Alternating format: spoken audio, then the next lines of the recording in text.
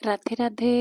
ମୁଁ ଶ୍ୱେତଲାନା, ଆପଣ ସମସ୍ତଙ୍କୁ ଶ୍ୱେତଲାନା ରଥ ଚ୍ୟାନେଲରେ ଅନେକ ଅନେକ ସ୍ୱାଗତ। ଆଜି ମୁଁ ମୋ ଶ୍ରୀ ରାଧା ଗୋବିନ୍ଦଙ୍କ ପାଇଁ ବନେଇଥିଲି କଖାରୁ ଫୁଲ ଭଜା। କଖାରୁ ଫୁଲ ଭଜା ତ ସମସ୍ତଙ୍କୁ ଭଲ ଲାଗେ, ଆଉ ସମସ୍ତେ ଅଲଗା ଅଲଗା ପ୍ରୋସେସରେ ବି ବନାନ୍ତି। କିଏ ବେସନ ଦେଇକି ବନାନ୍ତି, କିଏ ଚାଉଳ ଗୁଣ୍ଡ ଦେଇକି ବନାନ୍ତି, କିଏ ଚାଉଳ ବାଟିକି ବନାନ୍ତି। ମୁଁ ଆଜି କେମିତି ମାଖନ ଫୁଲ ଭଜାକୁ ବନେଇଛି, ଆପଣମାନେ ଭିଡ଼ିଓକୁ ଫୁଲ୍ ୱାଚ୍ କରନ୍ତୁ। ଫାର୍ଷ୍ଟରେ ଦେଖନ୍ତୁ, ମୁଁ ଚାଉଳ ଏଠି ନେଇଥିଲି 1 କପ୍। ସେ ଚାଉଳକୁ ମୁଁ ଅଧା ଘଣ୍ଟା ପାଣିରେ ବତୁରେଇକି ରଖିଦେଇଥିଲି। ଦେଖନ୍ତୁ ଚାଉଳ ଆମର ଭଲ ଭାବରେ ବତୁରି ଯାଇଛି। ଏଇ ଚାଉଳକୁ ଏବେ ଆମେ ଗୋଟେ ଗ୍ରାଇଣ୍ଡିଙ୍ଗ ଜାର୍ରେ ନେବା, ଆଉ ତାକୁ ଚିକ୍କଣ କରିକି ବାଟିବା। ଚାଉଳରେ ନା ଆମେ କିଛି ମସଲା ପକେଇବା, ଯେମିତିକି ଜିରା ପକେଇବା, ଅଦା ଟିକେ ପକେଇବା, ଆଉ କଞ୍ଚା ଲଙ୍କା 2ଟା ପକେଇବା। କଞ୍ଚା ଲଙ୍କା ଆପଣମାନେ କେତେ ରାଗ ରଖିବା ଲାଗି ଚାହୁଁଛନ୍ତି ସେଇ ହିସାବରେ ଲଙ୍କାକୁ ଦେବେ। ଆଉ ଏଇ ସବୁକୁ ଆମେ ପୁରା ଭଲ ଭାବରେ ଚିକ୍କଣ କରିକି ବାଟିଦେବା। ଦେଖନ୍ତୁ ପୁରା ଚିକ୍କଣ ହେଇଗଲା। ଏବେ ଆମେ ନେକ୍ସଟ ଷ୍ଟେପକୁ ଯିବା। କଖାରୁ ଫୁଲ ନେବା। କଖାରୁ ଫୁଲ ଦେଖନ୍ତୁ ମୁଁ ଗୋଟେ ପ୍ଲେଟରେ ନେଇଛି। ୟାକୁ ଏବେ ଆମେ ପରିଷ୍କାର କରିବା, ବଛା ବଛି ଟିକେ କରିବା। ଏବେ ଦେଖନ୍ତୁ ତାର ଡେମ୍ଫ ଗୁଡ଼ା ଯୋଉ ଅଛି ନା, ସେଗୁଡ଼ା ସବୁ ମୁଁ ବାହାର କରିଦଉଛି। ଏଇପରିକା ଆପଣମାନେ ବାହାର କରିଦେବେ। ସବୁ ଫୁଲ ତକ ଏମିତି ବାହାର କରିକି ରଖିଦେବେ। ତାର ଡେମ୍ଫ ଗୁଡ଼ା ସବୁ ପଛଟାକୁ ଆପଣମାନେ ବାହାର କରିଦେବେ। ତାପରେ ୟାକୁ ପରିଷ୍କାର କରିକି ଆମେ ପାଣିରେ ଧୋଇବା। କ'ଣ ପାଇଁ କି ପୋକ ଫୋକ ବି ଥାଇପାରନ୍ତି। ତାକୁ ଆମେ ଭଲ ଭାବରେ ଆଗ ଧୋଇଦେବା। 3ରୁ 4 ଥର ଆପଣମାନେ ଏମିତି ଭଲସେ ପାଣିରେ ଏମିତି ହଲେଇ ହଲେଇକା ତାକୁ ଧୋଇବେ। କିଛି ବି ବାଲି ଫାଲି ଥିବ, କିଛି ପୋକ ଫୋକ ଥିବ, ଏମିତି ସବୁ ଭଲସେ ଧୋଇଲେ ବାହାରିଯିବ। ଦେଖନ୍ତୁ ମୁଁ ଭଲ ଭାବରେ ଧୋଇଦେଲି, ପୁରା ପରିଷ୍କାର କରିକି ଧୋଇକି ଗୋଟେ ବାଉଲରେ ଏମିତି ରଖିଦେଇଛି।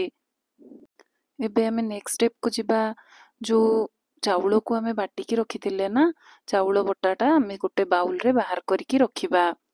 ସେଥିରେ ଆମେ ହଳଦୀ ଗୁଣ୍ଡ 1/2 ଚାମଚ ଦେବା, ଆଉ ଲୁଣ ସ୍ୱାଦ ଅନୁସାରେ ଆମେ ଦେବା। ତାପରେ ନା ଆମେ ଏଇ ସବୁକୁ ଭଲ ଭାବରେ ମିକ୍ସ କରିବା। ବହୁତ ଟେଷ୍ଟି ଲାଗେ ଏଇ ମାଖନ ଫୁଲ ଭଜାଟା। କଖାରୁ ଫୁଲ ଭଜା ଆମ ତ ସମ୍ବଲପୁରରେ ମାଖନ କହନ୍ତି, ମାଖନ ଫୁଲ କହନ୍ତି। ଆଉ ମାଖନ ଫୁଲ ଭଜାଟା ବହୁତ ବଢ଼ିଆ ଲାଗେ। କଖାରୁ ଫୁଲ ଭଜାଟା ଆପଣମାନେ ଗୋଟେ ଥର ବନେଇବେ, ବହୁତ ଟେଷ୍ଟି ଲାଗିବ। ସେଥିରେ ନା ଦେଖନ୍ତୁ ମୁଁ ଟିକେ ପକେଇଦେଲି ଭୃଷୁଙ୍ଗା ପତ୍ର। ଭୃଷୁଙ୍ଗା ପତ୍ରକୁ କାଟିକି ପକେଇବେ। ଆଉ ଯୋଉ କଖାରୁ ଫୁଲ ଥିଲା ନା, ସେ କଖାରୁ ଫୁଲ ଦେଖନ୍ତୁ ଗୋଟେ ଫୁଲ ଭିତରେ ଆଉ ଗୋଟେ ଫୁଲକୁ ମୁଁ ପୂରେଇ ଦେଲି।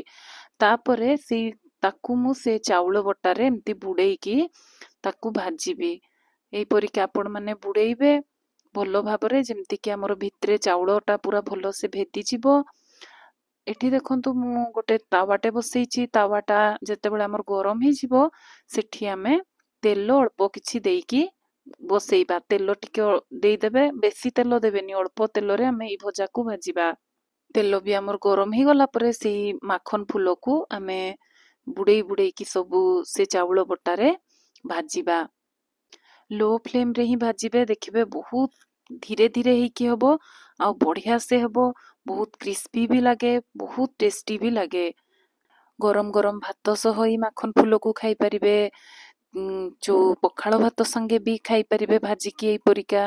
ବହୁତ ମାନେ ଟେଷ୍ଟି ଲାଗିବ, ବହୁତ ବଢ଼ିଆ ଲାଗିବ। ଦେଖନ୍ତୁ ତା ଉପରେ ଉପରେ ମୁଁ ଟିକେ ତେଲ ପକେଇ ଦଉଛି।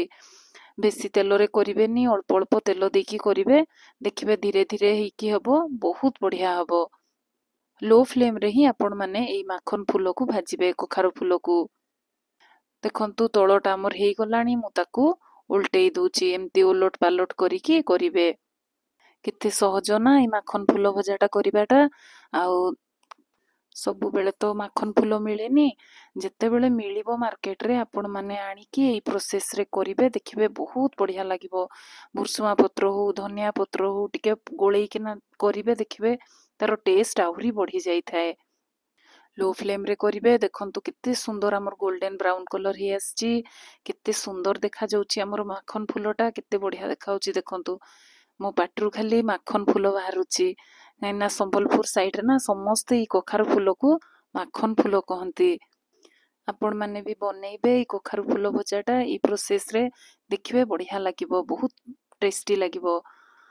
ଏବେ ଦେଖନ୍ତୁ ଗୋଟେ ପ୍ଲେଟରେ ଏଇ କଖାରୁ ଫୁଲ ଭଜା ସବୁ ବାହାର କରିକି ରଖିଦେଇଛି।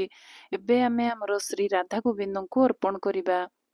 ତୁଳସୀ ପକେଇକି ଆମେ ଭଗବାନଙ୍କୁ ଅର୍ପଣ କରିବା। ଆପଣମାନେ ବି ବନେଇବେ। କେମିତି ଲାଗିଲା ଏଇ ମାଖନ ଫୁଲ ଭଜାଟା ମୋତେ କମେଣ୍ଟରେ ଜଣେଇବେ। ଯଦି ଆଜି ଆପଣମାନଙ୍କୁ ଏଇ କଖାରୁ ଫୁଲ ଭଜାର ରେସିପିଟା ଭଲ ଲାଗିଥିବ, ଲାଇକ୍ ସେୟାର ସବସ୍କ୍ରାଇବ୍ କରିବାକୁ ଭୁଲିବେନି। ମୁଁ ପୁଣି ନୂଆ ରେସିପି ନେଇ ବହୁତ ଶୀଘ୍ର ଆସିବି। ରାଧେ ରାଧେ।